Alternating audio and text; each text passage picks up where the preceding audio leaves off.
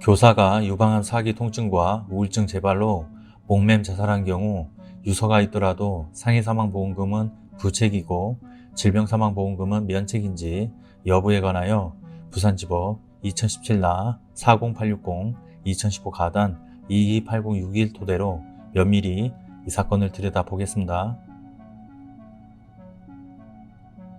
우선 기초사실에 의하면 피보험자 망인은 2014년 1월경 공무원 단체 상해보험계약을 체결하였고 당해 약관에서는 상해사망과 질병사망을 담보하고 있습니다.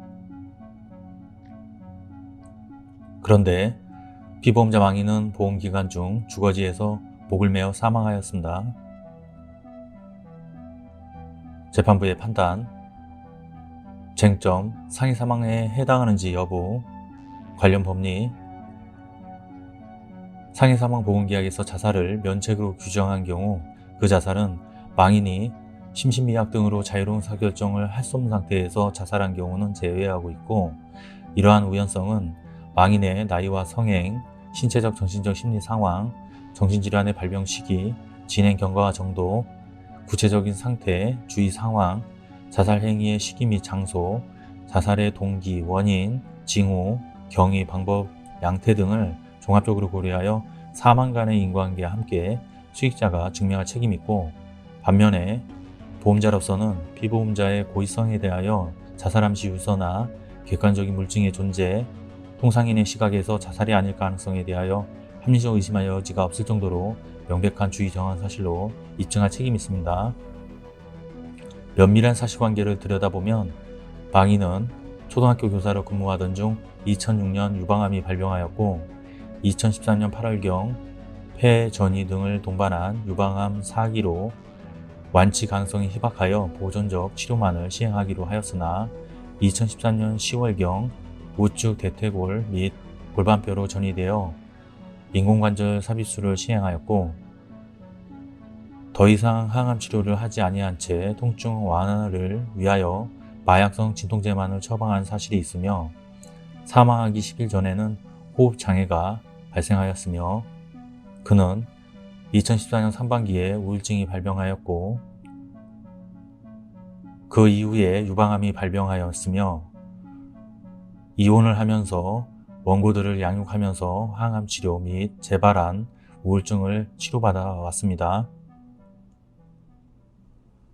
더욱이 유서를 작성하였는데 그러나 망인은 유방암 발병 이후 오랫동안 항암 치료를 받아왔으나 호전되지 아니한 채 오히려 다른 신체 부위로 암세포가 계속 전이되어 호흡장애 증상이 나타나는 등 상태가 더욱더 악화되는 한편 배우자와 이혼하고 망인 혼자 원고들을 양육해야 하는 상황에 이르게 되어 그 부담감으로 우울증이 새로이 발병하는 등 육체적 정신적 고통을 지속적으로 받아오던 중 이 사건 사고 당일 극도의 심리적 불안 상태를 이기지 못하고 일시적 순간적으로 정신적 공황 상태에 빠져 충동적으로 자살한 것으로 보입니다. 따라서 이 사건 사고는 피보험자가 심신상실 또는 심신미약 등으로 자유로운 의사결정을 할 수 없는 상태에서 자신을 해친 경우에 해당합니다. 그러므로 피고는 원고들에게 상해사망보험금을 지급할 의무가 있습니다.